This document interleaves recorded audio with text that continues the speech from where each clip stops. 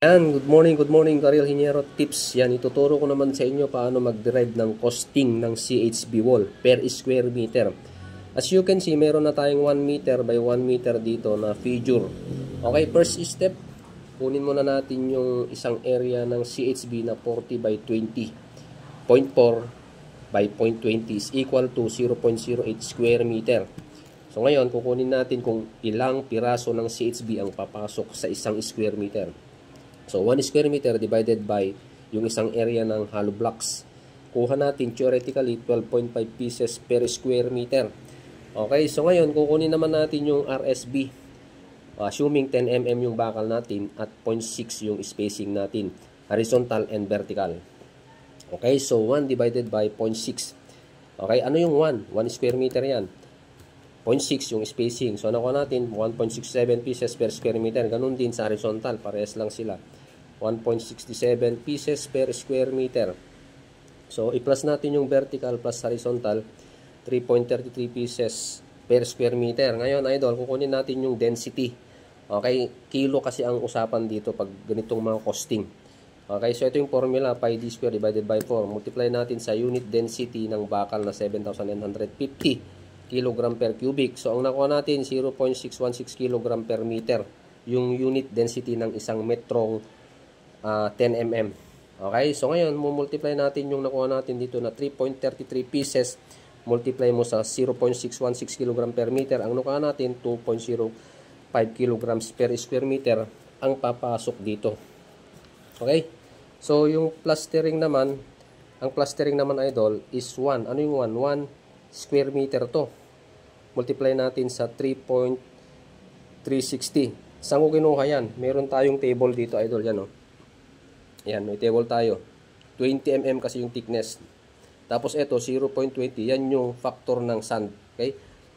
O, ito na. Nilagay ko na dito.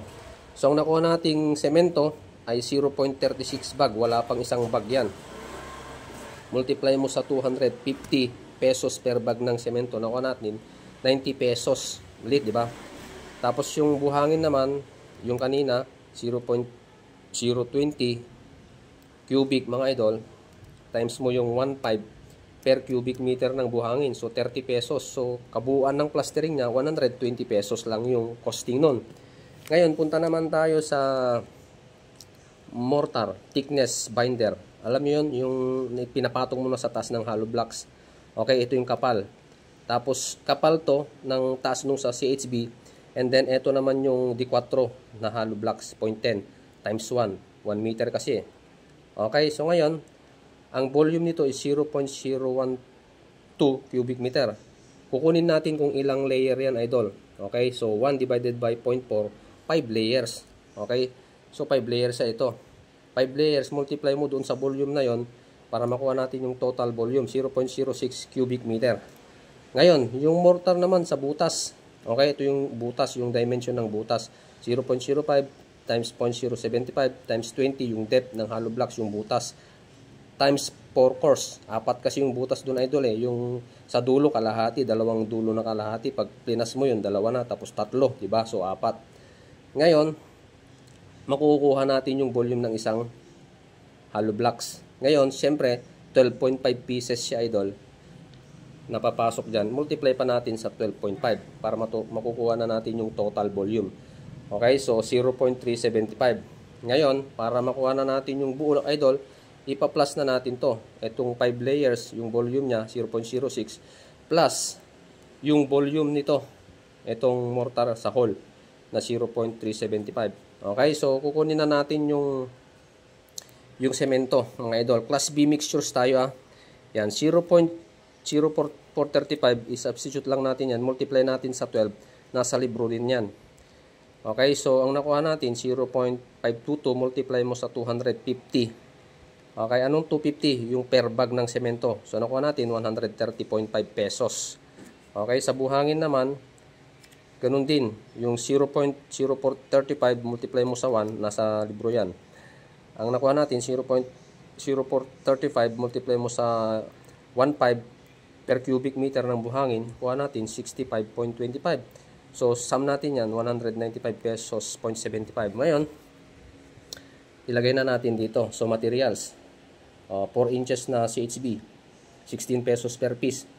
Okay, so multiply natin sa 12.5 pieces, 200 pesos. Tapos yung bakal idol, 2.05 kilograms, 55 pesos per kilogram. Ano ko natin? 112.75. Tapos yung plastering naman, mga idol, is 120. Yung nandito, 120 na yan. Tapos ito, 195.75 yung nandito na. Okay, linipat ko lang doon. So, sinum up ko lahat yan, 628.5 pesos per square meter ang costing ng materials, puwera labor. So, yung labor niya, idol, nilagyan ko ng 700 plus yung materials.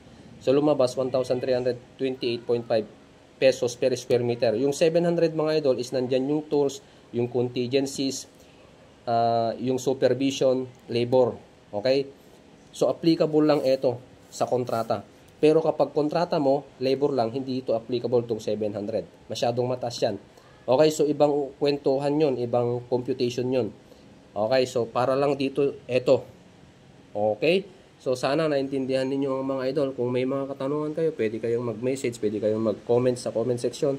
Share nyo to para sa madaming tips na ating gagawin. Thank you and God bless po.